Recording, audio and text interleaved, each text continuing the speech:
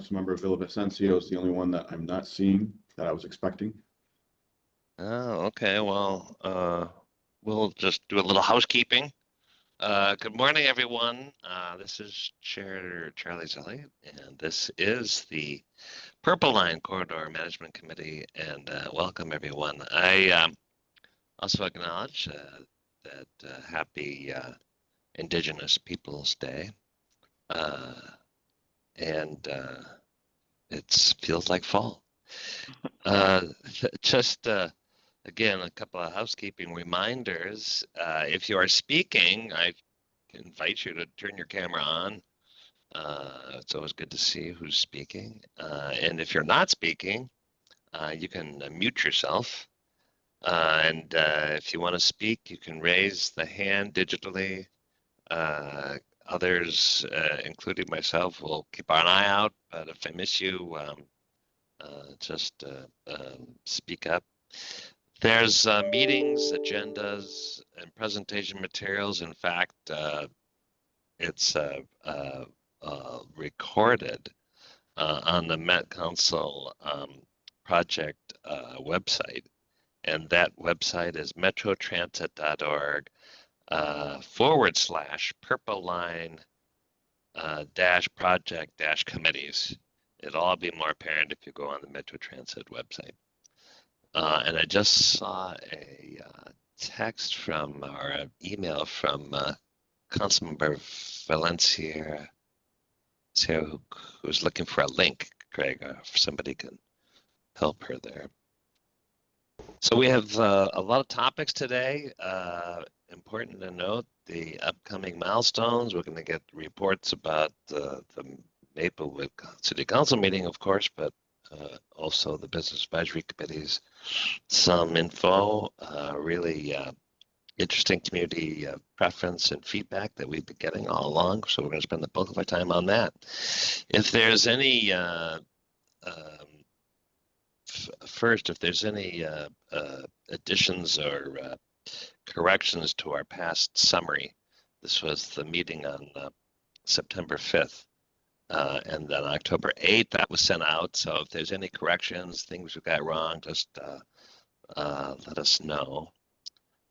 And if nothing else, no other questions, Project Manager Craig Lamont, you're going to go into some of the notable project milestones and a little overview. Yes. Are we going to do introductions? Well, sure. I thought we'd save a little time, but I'm happy. I'm happy to do that. Sometimes we do, sometimes we don't. Okay. But that's okay. Yeah, we can go right into the business because we've got a lot to cover. I think we have a lot to cover. I think everybody, now that we've been in this a few times, you can always open up the participant list and see who all's joined us. I just saw it on the agenda, and I didn't want you to miss it if you wanted to do it. Oh, so we're good. You. Yeah. Okay. Good. Craig, why don't you talk about our milestone up ahead? Thank you, Mr. Chair. Some of these, some of you may already be familiar with, but we wanted to make sure that the entire committee is aware of these upcoming notable project milestones. And the first of which is we've been spending, as you all know, now just over a year and a half on route modification study phase 2. We are very close to the end of that work. Essentially, all of the technical analysis and all of the engagement with the community is generally completed now at this time. There are really only a couple of things left to complete the study, and that is really actions by this committee at upcoming meetings. First, recommending a revised locally preferred alternative, which is both route alignment and northern endpoint. And then if the route alignment is White Bear Avenue, recommending a preferred design concept. With those actions, that would essentially close out the route modification study phase 2. One of the other upcoming milestones we've known now for quite a while.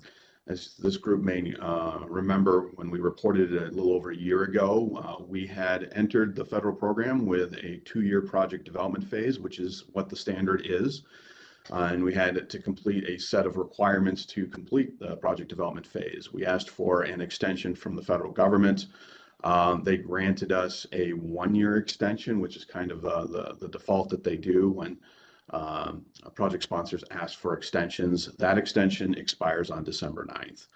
And with all the work that we've been doing, particularly related to route modification study phase 2, we will not have completed the PD phase requirements as required by the federal program.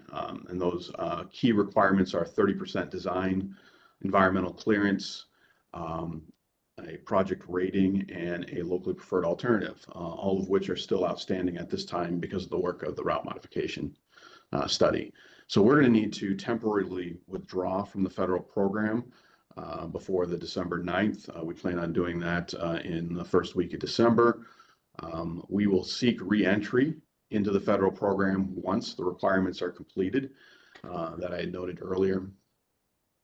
One other thing to note, we don't oftentimes talk too much schedule long-term as we've been going through the route modification phase 1 and phase 2, really looking at redefining Purple Line. But the current schedule had been tracking toward a federal fiscal year 2028 presidential budget request to Congress. The president only submits a budget request to Congress once a year, so this is really an annual cycle that we have to slot into. And what we had been tracking to was a spring 2028 construction start. We are still tracking toward that. However, I would note that completing the remaining requirements of the route modification study phase 2 by February will help us maintain that current path. Going beyond February, there's some question as to whether or not we can meet that annual cycle, and we may slip one annual cycle to federal fiscal year 2029. With that, I'd be happy to turn it back to you, Mr. Chair, and answer any questions from the committee on any of these items. Thanks, Craig. Any questions? All right. Well, we're marching right along and coming up to our Community and Business Advisory Committee reports. And Yanni, I see you here, and as well as Lori Maloney. Are you going to give us a little summary? Yeah, I can give you a summary here. Right. Yeah, at CVAC, we received quite a few letters of support, and a couple to mention were from State Rep Fisher and Hemmingson Yeager in support of the project. All of the members in CVAC were strongly in support of continuing development for Purple Line. Comments were ridership on BRT lines are continuing to increase year after year above matrix projections. Maplewood's vote, we showed a lack of vision and understanding, and going over change is hard, and so the construction, but the end result. And here we are and you mentioned it, Chair, Indigenous Peoples Day, and this project goes along with moving forward and treading lightly and reducing our impact on this ground we've been gifted. So it's a good day to be having this meeting. The people also in CVAC Purple advocacy group supports continued work. There are some questions regarding Network Now, timelines, FTA funding, and to further the line going into Vadnais or Century College. And on that, if there are any questions, I can answer them. Otherwise, we can go back to you, Chair. Well, thanks so much. Appreciate that information. Any questions for Yanni or Lori? I don't know if she's on. Well, great. Thanks for that. All right, Craig, are we ready to kind of give us a report? I think we've all read about the Maplewood City Council meeting on, I think it was in September 23rd. But Craig, why don't you kind of summarize what transpired? Thank you, Mr. Chair. I'll spend a few slides here covering what happened on September 23rd and some of the project team's observations on this. First of which, there were 3 actions taken by the City Council of Maplewood, 2 of which directly relating to the project, the third indirectly relating to the project. First 2 related to the project were taking a action on withdrawing municipal support for co-locating Purple Line with the Bruce Vento Regional Trail. As part of that action, they also rescinded 2 prior actions of support by previous city councils in 2017 and in 2020. This action passed on a vote of 5-0. The other action related to Purple Line was withdrawing municipal support for Purple Line operating on White Bear Avenue in a roadway reconfiguration. As part of that, they also rescinded a resolution they passed in 2022. Unlike the first vote, this vote was a split vote. It was approved on a vote of 3-2, with council members Lee and Villavicencio voting against it. The third action that they took was an action in support of flexible public transportation and transportation alternatives. Really what this boiled down to was their support for microtransit, their support for lettered lines or arterial BRT lines, and emerging technologies or autonomous vehicles. This action passed on a vote of 4-1, with Councilmember Villavicencio voting against it. Few things project staff wanted to make this committee clear on as it related to the 3 items that were part of this resolution. Arterial BRT lines are a tool in the transit toolbox for addressing transit needs, but they typically are specifically for the purposes of replacing high ridership local routes that are plagued by speed and reliability issues operating in congested corridors. That is not how we would characterize White Bear Avenue. White Bear Avenue has almost the opposite issue of high speeds, making for unsafe conditions. And I'll talk a little bit more about ridership in White Bear Avenue corridor on a subsequent slide. And then Metro microzones. These are probably the newest tool in the transit toolbox for providing transit service in the region. We had a 2-year pilot in North Minneapolis. The Network Now concept plan proposes 8 more locations to receive micro in the future potentially. But microzones are not freestanding transit service areas. That's important to know, and they're anchored on metro rail or bus lines and transit centers with frequent service. So the microzone in Maplewood was predicated upon Purple Line and the Maplewood Mall Transit Center. The other things to note, Metro Transit is not pursuing autonomous transit vehicles at this time. MnDOT really is driving the autonomous vehicle research on all aspects, including transit. There were 3 transit pilots done in the last year or 2, Grand Rapids, White Bear Lake, and Rochester, all of which were not fully autonomous. They required a driver in the vehicle to take over when the vehicle was not behaving appropriately. Covered a very limited geographic area. They had slow operating speeds and had difficulty operating in difficult weather challenges. There's one more transit pilot that's being implemented this fall in the Golden Triangle area and by Southwest Transit Authority. Wanted to note and kind of piggyback on what was reported by the CBAC co-chair Yanni Hamas. There were many letters of support have continued to come in. There were letters of support that came into the Maplewood City Council before they took action on September 23rd from a number of institutions, a number of elected officials, and a number of individuals. Well, a little bit about our coordination with Maplewood for the benefit of this group.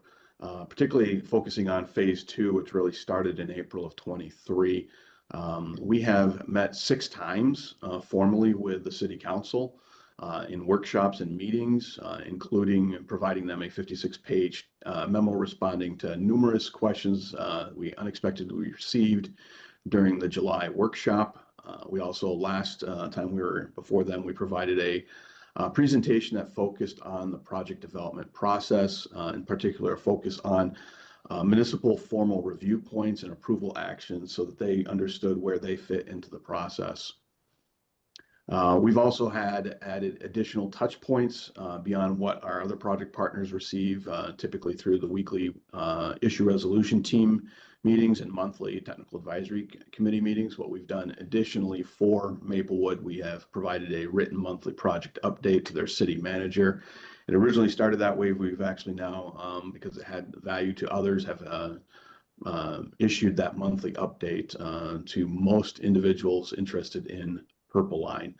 And then we've also been meeting bi-weekly with city staff, their community development director and their public works director every other Monday afternoon. And we've provided special topic briefings as well at their request. A little bit about a couple of items: ridership cost and vehicles in the corridor. Numbers were thrown out during the September 23rd City Council meeting, and oftentimes numbers without proper context can be misunderstood. And so, yes, Purple Line is anticipated and estimated to be a $445 million project on White Bear Avenue. However, when you break that number down, what we're really talking about is a $210 million construction project, because we have to buy some real estate. We have been and continue to be committed to electric vehicles. And then as part of being part of this federal program that we're currently in, the federal government requires a project like this to carry a higher level of contingency than a typical roadway reconstruction project. So this project currently carries about $120 million of contingency. The other thing to note that came out during the September meetings in Maplewood, just to be clear for everybody, the federal and county funds assigned for Purple Line are not able to be reallocated to other uses. These are sources that have a dedicated use for them, and things like arterial BRT and Metro Micro are not things that can be paid for with the funds allocated to Purple Line. Ridership.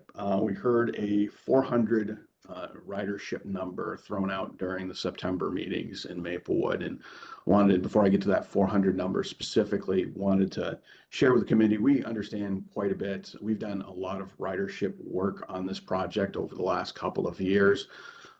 Today, there's good ridership in the corridor, about 1,350 average daily rides back in 2023 on the Route 54. I will note the Route 54 isn't exactly following the Purple Line path. As it comes out of downtown, it goes on East 7th Street and up Maryland and Arcade. But the part that goes from about Johnson Parkway to Maplewood Mall Transit Center is exactly the same route that Purple Line would follow. We have done a lot of modeling with the federal model for Purple Line. And if we were to implement Purple Line with simply service improvements, so 15-minute frequency, 7 days a week, what you would expect for a BRT service, we would expect to see about 2,750 average daily rides if it was open today. But Purple Line is more than just service. Purple Line is also speed and reliability through the bus lanes, as well as facility improvements, going from what is today out in the quarter, typically bus stop signs that might have a shelter, to BRT platforms with off-board fare collection with light and heat and security elements, real-time signage, as well as significantly sized shelters. What the model says is, with all of these pieces together, one would expect to see 4,700 average daily rides if Purple Line was open today. I will note, though, that Purple Line has never been contemplated to be in the White Bear Avenue corridor. And the major driver of ridership modeling is the municipal comprehensive plans that show how many people and jobs are expected in a corridor in the future. And we are modeling to date is based off the existing comp plans in Maplewood and St. Paul and the surrounding communities. And therefore you do see only a growth of about 400 average daily riders between 2023 and 2045 when you utilize those sources of information. We would expect, as we have done with all of the projects like Purple Line in the last 20 years, we do station area planning. We work with the communities, we work with the municipalities to ask the question of what would you do differently? What would you like to see around each one of these station areas as it relates to development? And those typically lead to station area plans that are then adopted by the municipalities into their comprehensive plans. And they do end up with more people and more jobs in station areas. Every station area will be different, but overall, typically we see more jobs, more people assigned to station areas. And as such, we believe the ridership we're forecasting today is on the low side because we don't account for those things yet. Lastly, we heard a 23,000 vehicle number thrown out during the September meetings in Maplewood. Yes, there are 23,000 vehicles per day traveling on White Bear just north of Highway 36. But it differs throughout the corridor. So down near Larpenteur, down near the Maplewood-St. Paul border, you have about 17,000 vehicles per day. And so while that sounds like a large number, this is not too different than what was found on Maryland Avenue before a 4-to-3 conversion near 35E. And from a traffic modeling standpoint, we don't model the total number of vehicles per day. We model the worst hour, which is the PM peak hour. The graph shown here does look different than pre-pandemic, where the AM peak used to be almost as large as the PM peak, but post-pandemic travel and transit is different than it was before. But we're talking about 2,050 vehicles per hour in the PM peak. And that's what our traffic modeling modeled. We found that all intersections are expected to operate at acceptable levels for an urban and suburban environment, which is what we're talking about in this corridor. Yes, White Bear Avenue motorists may experience added travel time in the future with a Purple Line of maybe 1 to 4 minutes, depending on which roadway design is chosen. But the key piece, why we're doing this, why we've been looking at this for the last year and a half is, and the commitment that was made in the letter to Maplewood by Ramsey County was, we're trying to also solve for the issues of White Bear Avenue, which are the unsafe pedestrian conditions that are out there that have led to deaths.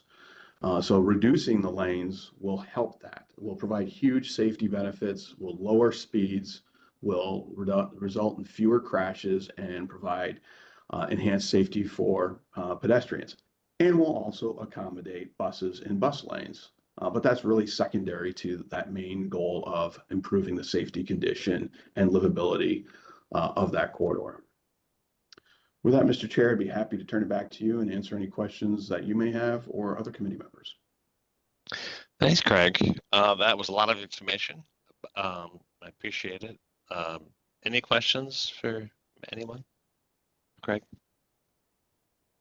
Right, I don't see any hands. I do think when you're considering modern alternatives like microtransit, I appreciate that you pointed out that microtransit pilots are for those that kind of provide a last mile connection to our kind of rapid, frequent transit services. So there's other opportunities in the metro if that will not be going to Maplewood, although we'll see.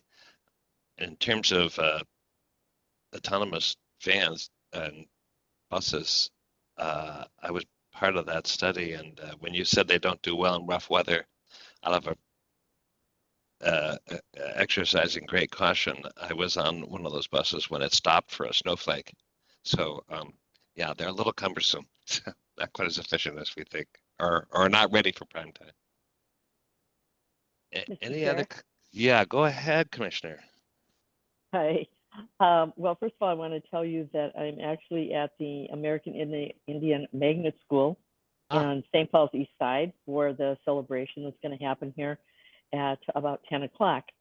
They were very wonderful in letting me have a room here so that I could make sure that I could attend this meeting and also be here for the celebration. So it is truly a day to celebrate. So I wanted to note also, first of all, thank you so much for this information. I think it's important that accurate data get out. And I'm glad that, especially when it came to the comment about the electric vehicles, and I knew that there was a commitment there. And so that was a little upsetting to hear them say that you have turned away from that, which is not true. As far as the autonomous vehicles, if they did have one in White Bear Lake, I was on it. And yeah, to say that it's, first of all, it wasn't truly autonomous since there was a driver on it, but it was a good experiment. But that technology has a long ways to go, and it doesn't really help congestion. So, in fact, you've got, because the speed on that had to be, the speed limit on the roads that it went on had to be reduced, so that because of the vehicle itself.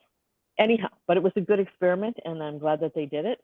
That's how you learn and move forward. So anyhow, I just wanted to say again how impressed I am with the information that was provided and the CBAC recommendation and all. So it really helps us when we're doing decision making, and that's what this is about right now. So thank you. Thank you, Victoria. And, yeah, absolutely. And I'm so glad you could able to come to this meeting and be at the celebration as well. I see Nikki, Councilmember Villavicencio. You're here, and I don't know if you want to make any comments on the Maplewood City Council meetings, but I know you were there, being a stalwart supporter. Yes, this is Nikki. Hi, Chair Zelli and everyone. Good morning. Yes, I appreciate Craig's presentation and all the facts that he laid out there. As Commissioner Reinhardt said, it's good to have all the accurate facts out there and get them out there. As many of you seen in the vote, obviously I am in support of the purple line continuing. I know that it's the right fit for our communities and our region, really. And we know that the East Metro has been lacking in transit historically. And this is the opportunity to grab onto and improve our community as a whole in so many ways.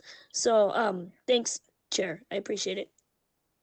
Well, thanks, Nikki, and thanks for your continuing perseverance, both to advocate for high quality and resource transit, but one that would really come to benefit this part of the metro. I know now we have actually some pretty good information and data from our engagement efforts. So maybe I'll turn it over to Liz Jones and Stephen Smith, who are going to give us a little bit more about the feedback details. Mr. Chair, before we get to Stephen, looks like Councilmember Yang just raised her hand. Oh, I'm sorry. This is why we need many eyes on that. Councilmember, go ahead. Thanks so much, Chair. I have a couple of things I wanted to share. First off, Commissioner Reinhardt, welcome to the East Side. We're always happy to have you. I hope you have a wonderful time this morning. So regarding the recap on Maplewood, I really appreciate, or I just wanted to say a few words really uplifting the work of our staff members.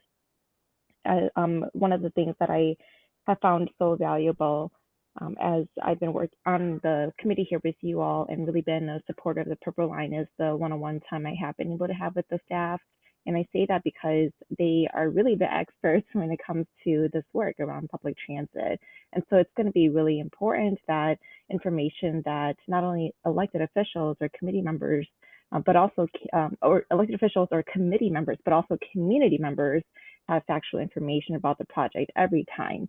And so I feel it's so important that any opportunity that we get, if especially with elected officials, because they are decision makers or have like so much weight whenever they share something out to the public, it's really important for them to get that one-on-one time. I really appreciate the staff for always going the extra mile in offering that. And, as you all know, I just came back from leave, and I did come back from leave already feeling super looped in on everything that was worked on during my time away. And so I just wanted to really like share into our space here like how important that time is. And I would really urge for other folks who are elected officials really to take up that to take those offers. And I really am disappointed with the decision from our Maplewood elected officials. I want to give a shout out to Councilmember Villavicencio and Councilmember Lee from Maplewood for really holding the fort, and keeping on the support for the Purple Line here. That is really important for the folks in Maplewood to hear, because we also know that there are many folks in the community who in Maplewood who are supportive of this project as well. And so I just wanted to share that as some of my personal experiences and what I've seen to be really valuable. So I think the staff are doing a really incredible work trying to loop everybody into the work here, and just wanted to say keep on doing that. Absolutely. I appreciate your comments very much. All right, now looking carefully, I see no other hands. So, Commissioner Reinhardt has her hand up. oh, well, right in front of me. Hello, Victoria. Yeah, Hi again. By the way, if people can see my purple hair, that's in honor of Domestic Abuse and Violence Awareness Month in October. So I just thought you would not the purple like to know that. Yeah. No. Although I like it, so I think I might keep it. But anyway, I wanted to second what Councilmember Yang said. The staff have been so responsive, including I think it was over 50 pages or something of data that has been supplied to the city of Maplewood. And I appreciate Councilmember Lee and Councilmember Villavicencio, because this is hard work. And I think recognizing that and knowing how our staff went above and beyond to provide data, including on how to snowplow if there are medians in Minnesota. So that was one of the funniest questions I thought I'd ever heard. But anyway, but the staff really did go above and beyond, and all of the staff on this, just kudos to you for making sure that you got the right data out, the information, being responsive, regardless of what the questions were, just being responsive, listening to community, and all of that is incredibly hard work. And so I just wanted to second Councilmember Yang's comments in support of our staff. Thank you. Thanks, Victoria. Absolutely. This is hard and detailed work. All right, with that, I'm going back to Liz and Stephen. Yeah, thank you, Mr. Chair. Craig, we can go to the next slide. So I'm going to recap the technical evaluation. I'm going to do it fairly quickly because I want everyone to get a chance to hear all the great work that our communications and engagement staff, the last couple of months, we've been going out really trying to understand the question of comparison between Bruce Central Trail and White Bear Avenue. So she has a lot of great information to share with this committee today. So I'm just going to do more of a technical recap and not go greatly into the weeds related to technical information, because I know that you all have heard some of this technical information before too as well. But I just wanted to share with you also what we showed the public too. So as it relates to what we got for feedback, this is also what we showed the public. Yeah, next slide. So these are boards, and if anyone went to any of our open houses, we had about 3, 2 in person, 1 virtual. This is really a copy paste from our board, being able to show the public what the 2 routes offer, what's the differences between the two, and really kind of showing really more in the gray, because everything that's south of Maryland is really remaining the same.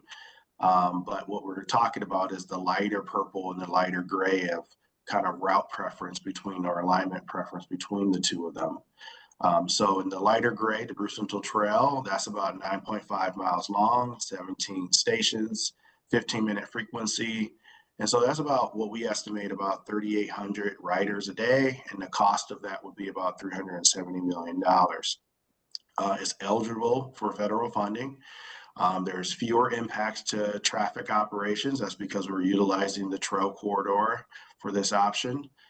There's fewer property impacts, again, because of the trail corridor, and quicker construction because of the trail corridor. When we think about the White Bear Avenue, we want to make sure that we provide access for properties, for businesses. So it's going to take a little bit longer, about adding an extra season or so to the construction of White Bear Avenue in Maryland, because we want to make sure that we maintain great access. Shorter transit travel time from end to end. I have a slide that covers that a little bit more, and also fewer destinations in a 10-minute walk. That's because that trail corridor doesn't have great connections in terms of what you would see on a city street. Less transit supportive development, and it would change the trail character too as well, but provide more pedestrian improvements.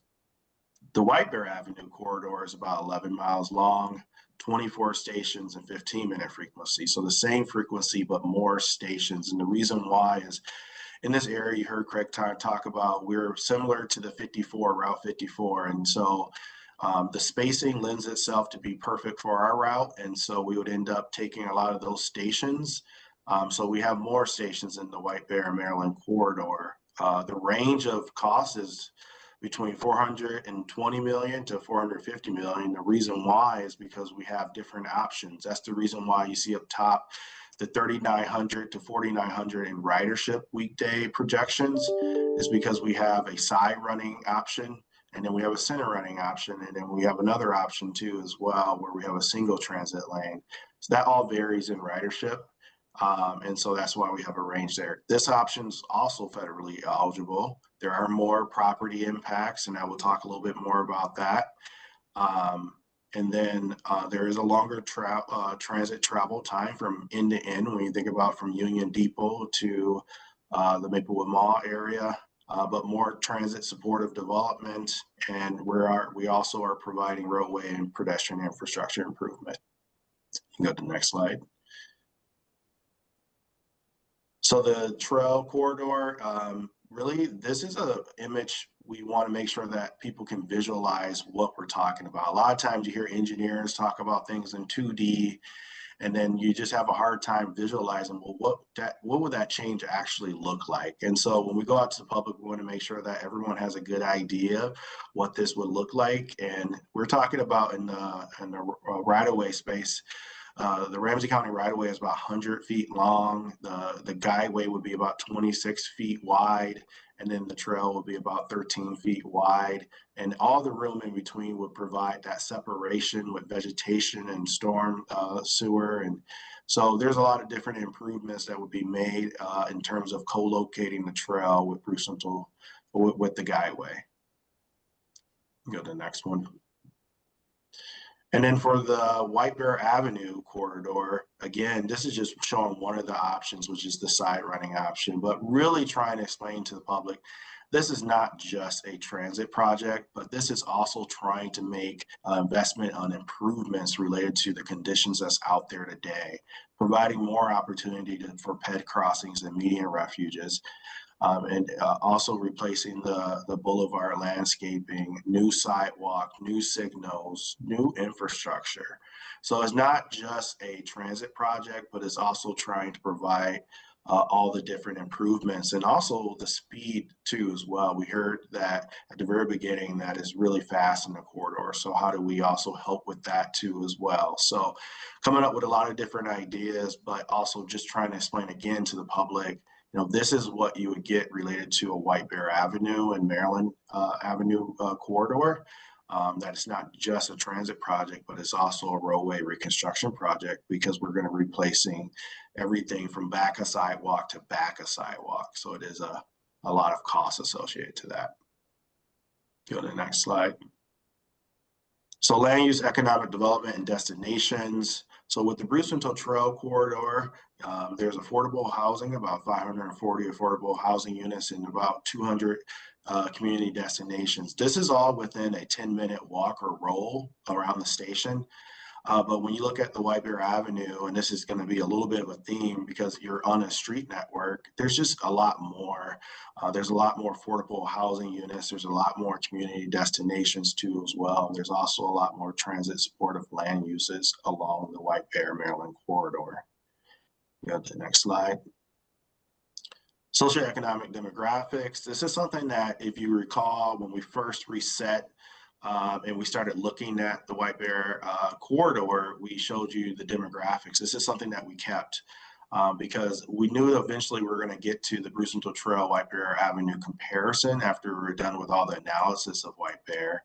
And really it comes down to the first bullet where within the White Bear Avenue corridor, there's low income housing, there's zero car households, there's residents of color, and affordable housing units. And if you look at the actual statistics, there's just a lot more in the White Bear Avenue corridor than there is in the Bruce Wintle Trail corridor. And zero car households, and this is for both Bruce Wintle Trail and White Bear Avenue, makes up about 50% or more of our ridership. So that's a huge amount, and it just kind of shows you the benefits related to the project related to our users and just providing more access to as well. Next slide. So transit and traffic operations, you heard me earlier talk about it is faster on the Bruce Wintle Trail corridor. And the reason why is because it's fully separated, meaning that the bus is able to travel at higher speeds because it's fully separated. And so that's one of the reasons why it's faster. And it's also it's more straight. When you look at it, it's a straight line. So it allows for a little bit more faster travel times because of that. And there's fewer stops. Remember, I was talking about that we have a lot more stops in the White Bear Avenue corridor. So there are fewer stops. That also lends itself to be a faster travel time from end to end. And then if you're traveling in the area of the day, you probably won't feel that different because, again, we're utilizing the trail corridor. But on the White Bear Avenue corridor is a little bit longer, but that has a lot to do with more of the stops that we have too as well. And there is a little bit more, you heard Craig talk about that, there's a little bit more traffic delay, not much, depends on the roadway option that's eventually will get chosen. But overall, again, we're providing that both in options, we're providing reliable transit. So that's one of the reasons why you see semi-exclusive lanes in the White Bear Maryland corridor, because we want to make sure that we provide reliable transit too as well. The next slide.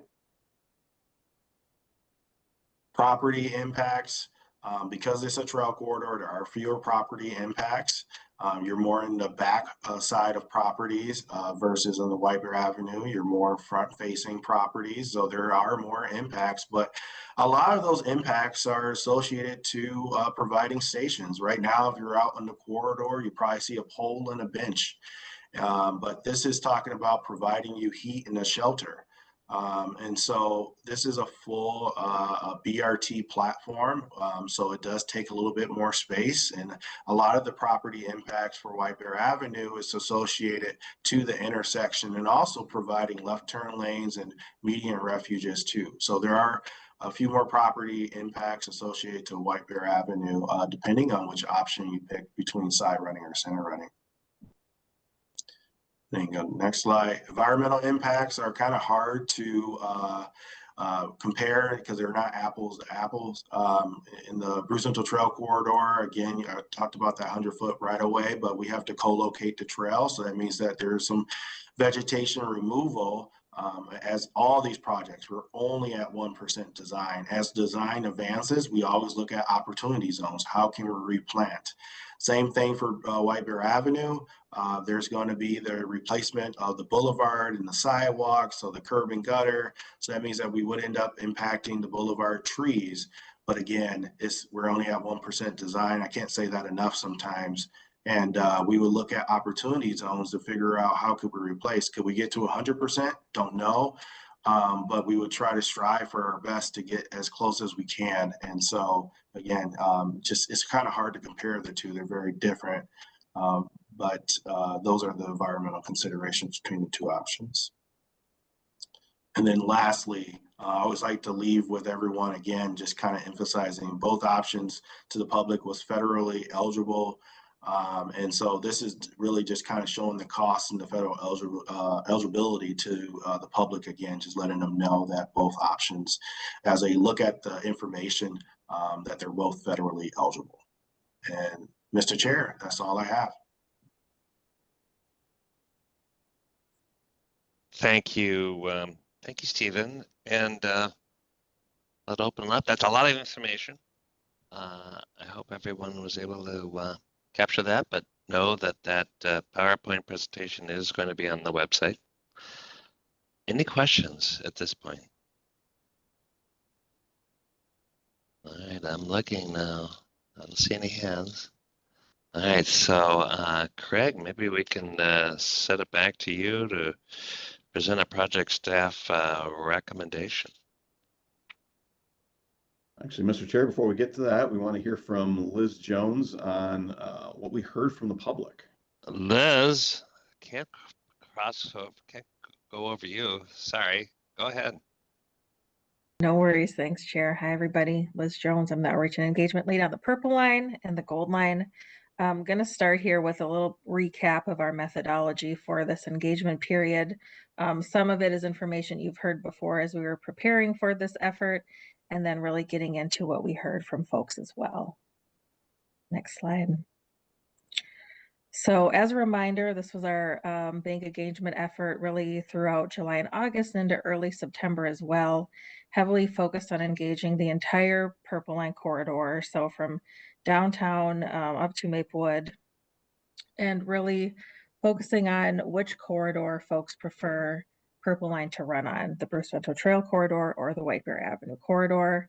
And also having conversations about side running and center running bus lanes on the White Bear Avenue corridor as well, but really heavily focused on which corridor. So we hosted community meetings. The project always does. So we had 2 in person, 1 in St. Paul, 1 in Maplewood, 1 virtual. We really focus our time and efforts on meeting folks where they're at. So a number of pop-ups and tabling events throughout the corridor, and attending community events, doing a lot of canvassing, individual community and business and stakeholder presentations, and also meeting with folks on the White Bear Avenue corridor to discuss property impacts. We have a lot of tools and mediums where we are promoting and collecting feedback throughout this effort. We had a survey, and I'll get into each of these more on subsequent slides. We had a survey. Of course, we always talk to folks on the phone and have email as well. Our display boards and community spaces were really effective again. And then our new tool, the Hello Lamppost tool, which is a 2-way kind of AI communication platform that allows folks throughout the corridor to see a sign where they're coming and going to, and ask questions, get information, and provide feedback. Next slide, please. So this map here on the right is an overlay. You can see the outline of the corridor.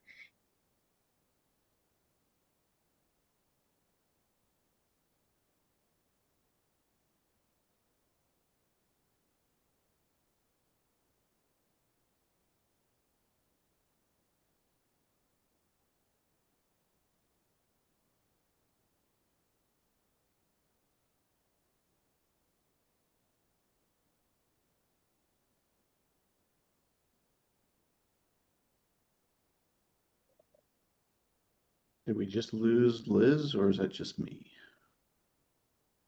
No, I've lost her too, so maybe Did Liz go on mute? Give her a second here. It looked like lost her video and then audio.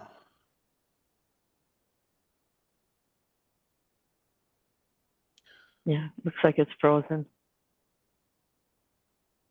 All right.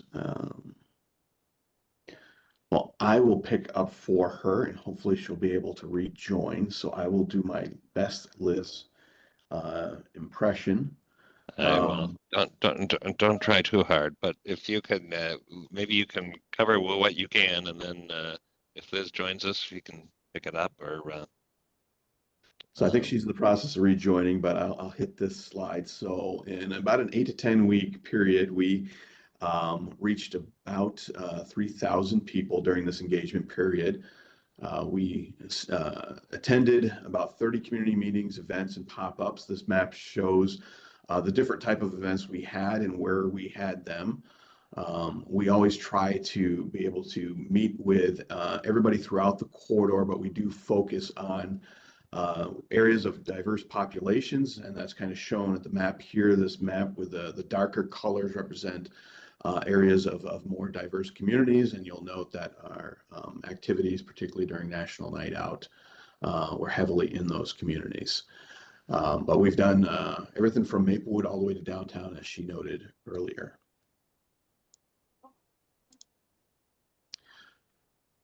So display boards, this is something we piloted during our spring engagement. We expanded it to many other locations. I think it was about 29 locations in the corridor during this summer. Because of the spring engagement, we found that these were very useful.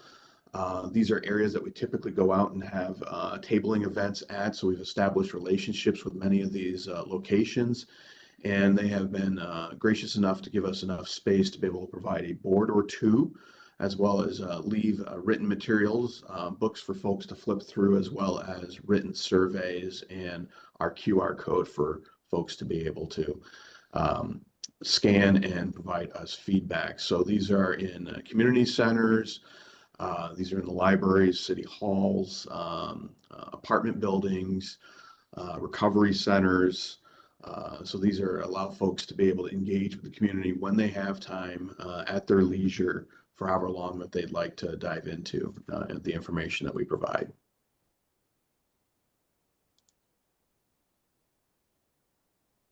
We don't always do this for all of our engagement periods, but because of how big and how important this particular engagement period was, we did spend the resources to be able to reach out through digital and TV and print media to a number of our communities within the corridor, including our disabled community and many of our BIPOC communities. And we had ads running for about a month period of time during the 8 to 10 weeks that we were engaging with the community.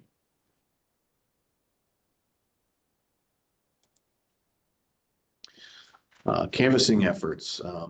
We were able to get out with our staff, amazingly, primarily due to the wonderful weather we had on National Night Out in early August. Our staff were able to visit 23 block parties from downtown St. Paul all the way up to Maplewood.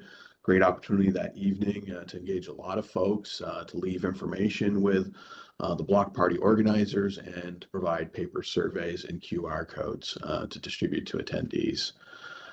We also have been canvassing and focusing on apartment complexes along the corridor, and particularly in the diverse communities that we have. And then we are continuously out engaging with our transit riders at bus stops. We tend to focus in this corridor a lot in downtown St. Paul and at the Maplewood Mall Transit Center.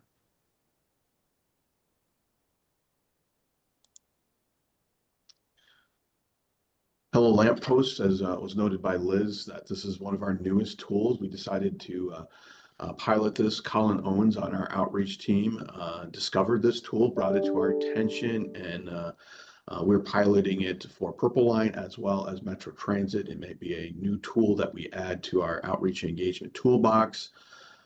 It did take a little while to get it up and running. So we only had it available for about 5 to 6 weeks of the 8 to 10 week engagement period this summer, but we were able to utilize it pretty heavily once we had it up and running. As was noted, it's really a two-way communication platform, AI-based, allows a user to have conversations with the AI, to just asking questions, to also filling out our survey, which I'll get to in a minute. But we had these purple signs with QR codes throughout the corridor from downtown St. Paul to Maplewood. In both corridors, you see it in the image on the right along the trail corridor, and then the image on the left in the White Bear Avenue corridor. During the period of time we had it up and active, we had 205 conversations. So these are back and forth conversations with the tool. So there are 205 conversations, and then nearly another 1,000 messages. These are more folks that were answering or asking a particular question about the project and getting responses back. We gained Liz back. Looks like Liz is back. Liz, are you able to pick up and cover the feedback, results, and themes? Craig, I think her screen is black. I'm texting her right now. All right, I saw she popped back on. All right, I will keep going, and as soon as she's on, I'll let her take over. So what we heard from the public, I think that's what's going to be of most interest to the committee. I know it was about what was of most interest to the project team after 8 to 10 weeks of deeply engaging the community through different mechanisms. So our survey, we received a huge amount of response from our survey. One of our recent arterial BRT lines did a similar survey for their project, and I think they had responses of about 400 to 450. So we were nearly 1,400 responses. You can just show how important this issue of which corridor Purple Line should be in is to the community. From those responses, 72% indicated a preference for Purple Line being in the White Bear Avenue corridor, and 25% being in the Brisvento Trail corridor. And then we had some folks fill out the survey but did not indicate a response.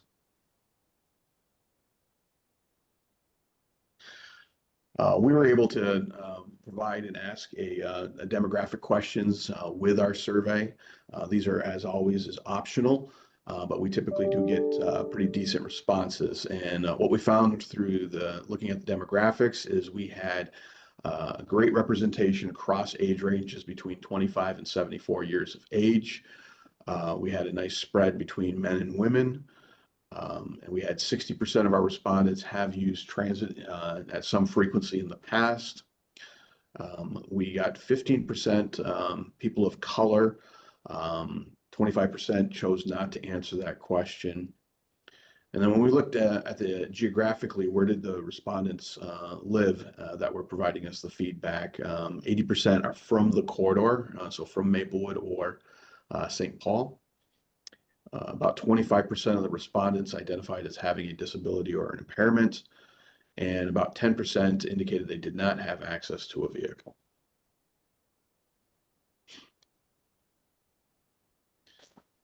One of the other nice key pieces is we asked questions not just about picking one corridor and as their preference, but also asking questions, why did you make that choice? Why did you prefer one corridor over the other? So there was a few questions that we were able to pick from there too as well. And I'll get to that information in a minute. But overall, there was a strong preference for White Bear Avenue corridor over the Brisvento Trail corridor. The pattern of overall corridor support. So one nice thing of having the demographic information, we saw support for White Bear Avenue across all the demographic breakdowns. The one area that we saw differences, I would say it's probably not surprising, but it was still interesting to see there is differences geographically within the corridor over preference. So in the St. Paul zip codes, it was a little closer. With 56 favoring White Bear Avenue and 40% favoring Brisvento Trail.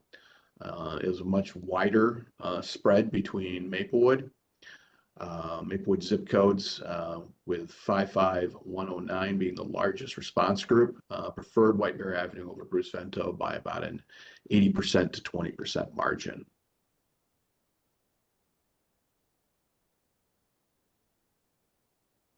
As I was noting earlier on the previous slide, we asked supplemental questions to understand people's thinking and thought process around their preference. And this was probably one of the more interesting pieces coming from the survey.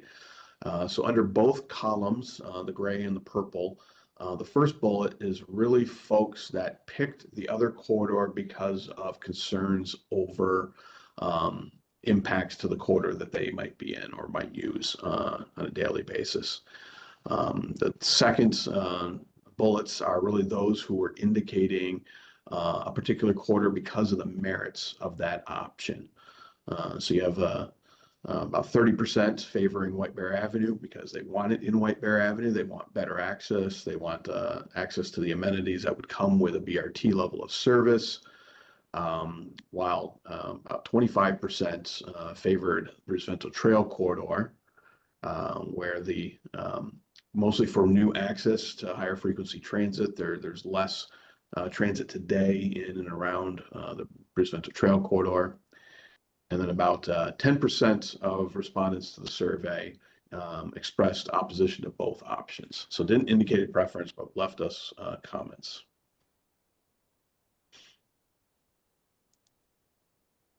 So Hello Lamppost. So Hello Lamppost, the main reason we deployed this tool and piloted it as part of the project was to try to make contact with more people to really supplement the staff we have and the limits they have in terms of getting out widely into the community, the use of these QR codes, engaging people where they're at in the corridor.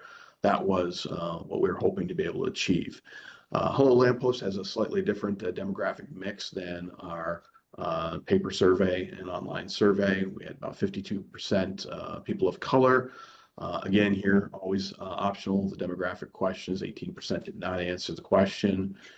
We had a higher percentage of folks identify as transit users, 86% through Hello Lamppost, and 43% of those use public transit daily.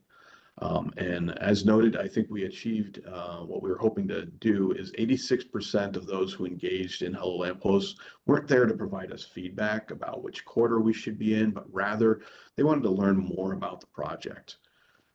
And you'll see that with the pie chart off to the right, about 3/4 where it's just asking questions about overview on the project. Then we had some real specific questions about accessibility and what the benefits of the project were. And then there was some general ask a question. These are just samples of some of the common questions we received from Hello Lamppost users. A lot of it was about timeline, what route Purple Line would take, where it was going to be located, what its end stop would be, how far apart stops would be, and why is Purple Line necessary.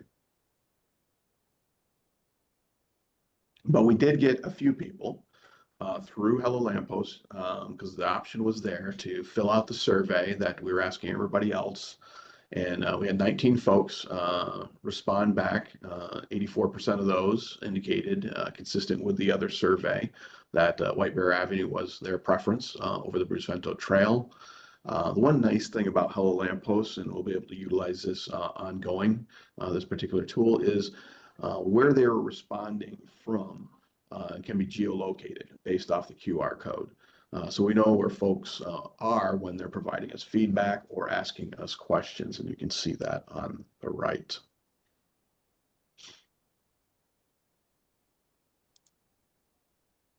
Some of the other mechanisms that we had, as was noted by Liz, we have an interactive map. This map is something that we have throughout the duration of the project. We update information, we change the questions we ask the public. In this case, the public, consistent with the survey as well, support for Purple Line on White Bear Avenue was higher. Reasons cited left through those pins on the map were transit-supported destinations and excitement over the infrastructure that would be provided through a reconstruction of White Bear Avenue. Those who favored the trail from the standpoint of wanting to support it as is. They view it as a natural green space for the community and did not want it disturbed.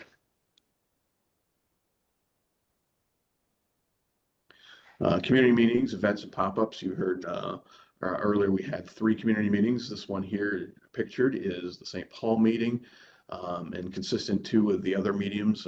We heard concerns about impacts to natural environment, community character of the Bruce Vento Trail, and therefore opposition to Purple Line being co-located with the trail.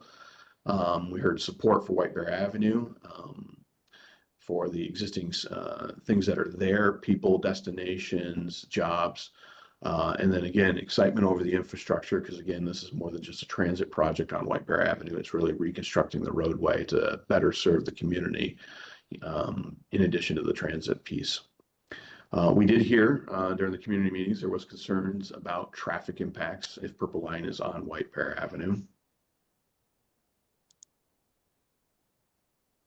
Canvassing, as we canvassed different areas, most people had heard of Purple Line, which was great.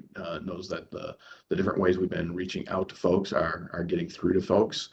There was also expressed support for the project being in a particular corridor. Many respondents at bus stops use public transportation daily or on a regular basis, and then there was a general preference, so not quite as strong as what we got through the surveys and other mechanisms, but general preference for the White Bear Avenue corridor.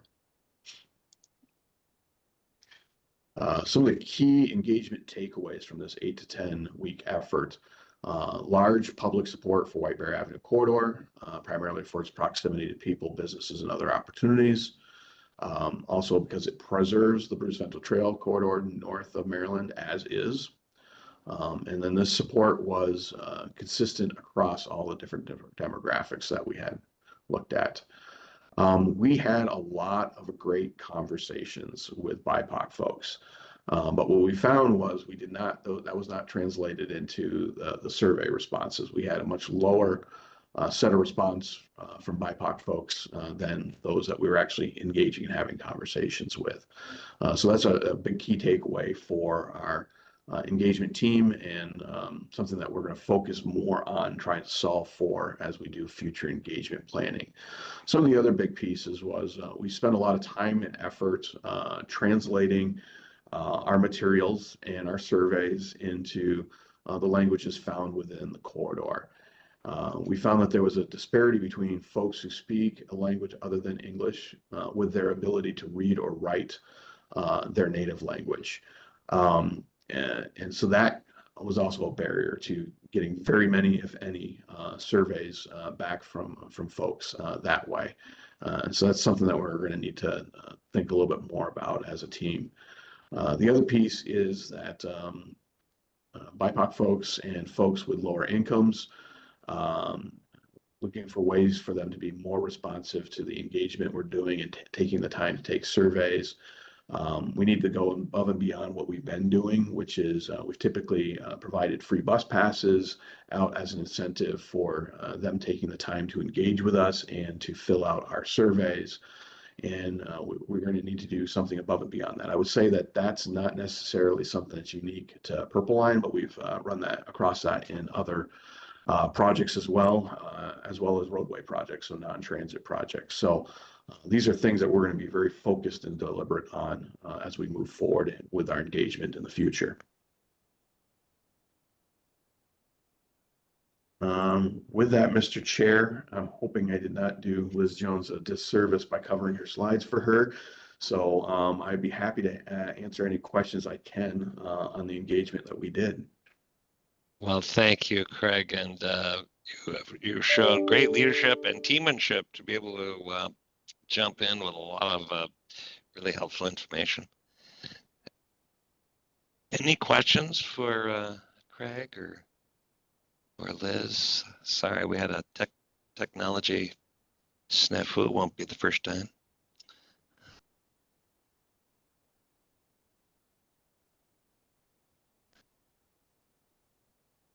Commissioner Jean. Go ahead, Commissioner. Yes, thank you, Mr. Chair. Craig, thank you so much for taking over for Liz's part.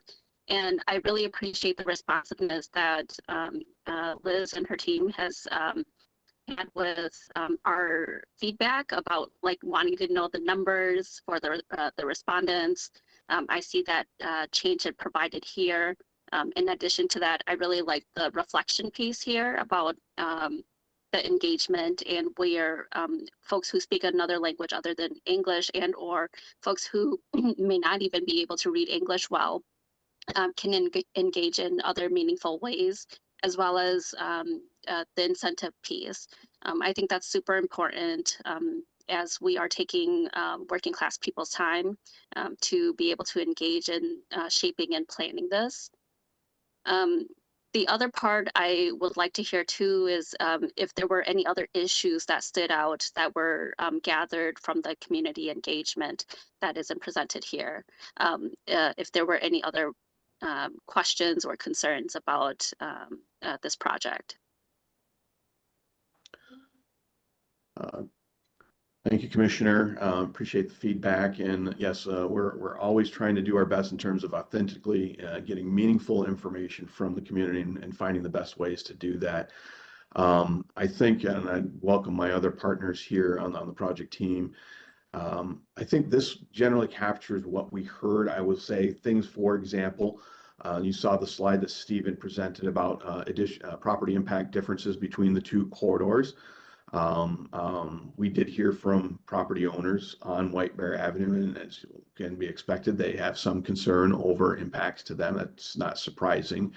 But hearing from others whose property isn't impacted on White Bear Avenue, we didn't hear concern over that particular issue as an example, just because any roadway reconstruction would have some level of property impacts. And White Bear Avenue, whether it's done with Purple Line or in the future by the county, just as a necessity of getting old, it's going to have property impacts. So that's an example there. Stephen, Sarah, I know we have on here. I'm not sure if there's any other good examples of anything else we might have heard that really popped out. No, I think you covered it well. And, when we get back, Liz, try to get back to you, Commissioner, on this too as well. See if she has any other insight to offer related to this. So make sure to follow up with you on it.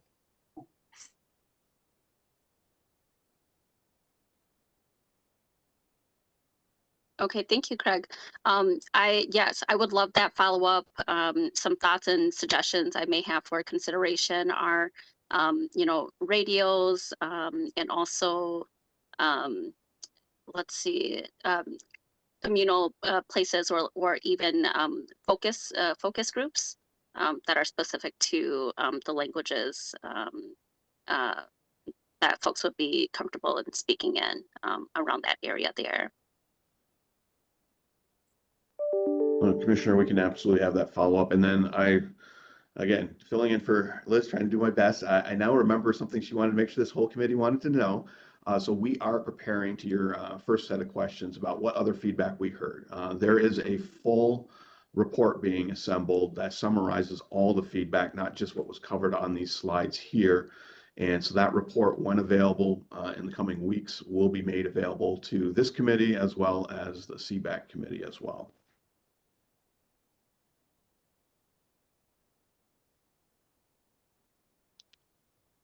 All right, any other questions? Comments? All right, Craig, you have some additional next steps and a recommendation. Yes, thank you, Mr. Chair. I will go into, before I get to that staff recommendation, wanted to acknowledge that we've continued to get expressions of support for Purple Line. We received letters, this committee received letters, as well as previously reported by Yanni, is that Community and Business Advisory Committee also received letters from the two state representatives that represent the Maplewood area. So those came in the last week. We've also received at least one email from an East Side resident who wanted to make sure their email got to the Corridor Management Committee and to the Community Business Advisory Committee, expressing their support for Purple Line and that investment happening on the east side. Those both should be in your packets. And then, as previously noted, there were many letters from institutions and folks to the City Council of Maplewood before they took their action on the 23rd. Yanni has his hands up. Go ahead, yes, Yanni. I did want to mention that the Purple Coalition is doing business outreach along the corridor. And they have businesses that we've spoken to, quite a few misnomers on the project, and with subtle corrections and understanding, we have had some good sway towards center running opposed to side running, but we're still doing some follow-up meetings to gain some more information from businesses along the corridor as well. That's ongoing. I think along the comments that were made by Councilmember Yang earlier, Yanni, if the offer is not just to elected officials, but the project team, I think, as you know, is more than willing to meet with Purple people and those doing this outreach. If you run into questions about the project that not comfortable answering, we are more than willing to meet and share the information, provide you with the information, particularly as a conduit to the community, hearing directly what their questions are. We'd be more than happy to provide responses back to you so you can get those back to the community. I don't know if Commissioner Zhang's hand's still up or if it's gone back up. I wasn't paying close enough attention. Oh, I'm sorry. I'll take it down.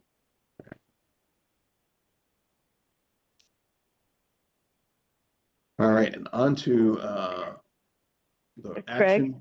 Oh, yeah, go ahead. It appears that Greg Ritchie has his hand up.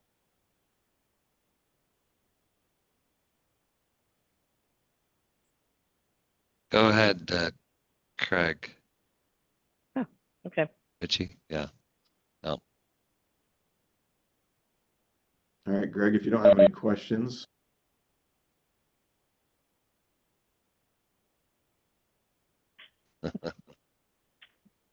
No problem. All right, Mr. Chair and committee members. So after a lot of conversation and discussion, staff is recommending for this body's consideration the following recommendation. Purple Line project will no longer advance the route alignment for co-locating the Purple Line BRT line with the Bruce Vento Regional Trail north of Maryland Avenue. Project staff support this action because of the weak public support for the route alignment co-locating with the Bruce Vento Trail. Less people are served than the other route alignments. You heard a lot from Stephen about that, what we shared with the public. And then there's strong support for the project. So those are the reasons that the project staff are putting this forward for consideration to the committee. So with that, I'll turn it to you to facilitate any conversation on this action. Okay, so thanks for having this up on the screen. The action reads, the Purple Line will no longer advance the route alignment for co-locating the Purple Line BRT with the Bruce Vento Regional Trail north of Maryland Avenue. And I think, Craig has really spent some time on this, as have all of us. I think it's important that we kind of at least limit our attention as we consider alternatives. And it is clear now the Bruce Vento Regional Trail, although inspired in its day, was not giving us the kind of reaction nor the benefit that we had once hoped.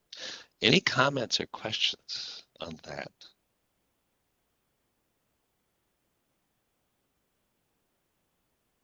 Do you need a motion, Chair Zelli? Well, Commissioner, that would be great. I don't think anybody is objecting, so I'd so move. Thank you. Is there a second to that motion to Second. adopt? Second. Thank you. Thank you. I don't think we need a roll call, but if there's no other comments, I will just call for a vote. All those in favor say aye. Aye. Aye. Aye. Lovely. Any nays? All right, I will deem that as a carried motion. So thank you. Thank you for that. I think we don't need to dwell too much on that motion, except to say I think we need to be continuing our curiosity, our research, our planning. And with that, I really kind of second all the appreciation of the staff who have been really putting in the hours with the engagement, the outreach, and the hard work. Any other comments, project-related items that anybody would like to bring forward this time?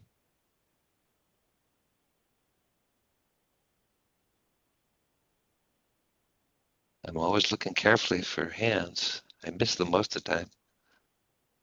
All right. Well, here's the upcoming CMC meetings. You can see November 7th. We'll be here before you know it at 1 o'clock. These meetings could be canceled if there's really not any new information, or we really value everyone's time. January 2nd, that's likely to postpone. That would probably be a good idea.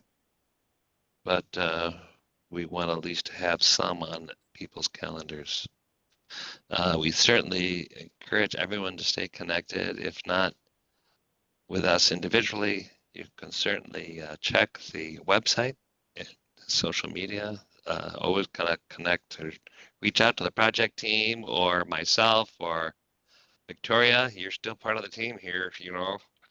So anytime. Few more months. A few more months. Well, and with that, if I don't hear anything else, it's great to see everybody today. Enjoy whatever Indigenous peoples celebration you might be attending. But appreciate everybody's time and effort. And as they say, we'll stay tuned on the project as it goes forward. Thanks so much. This meeting's Thank you. adjourned. Thank you.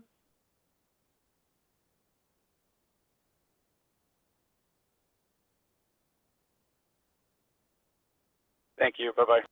Bye.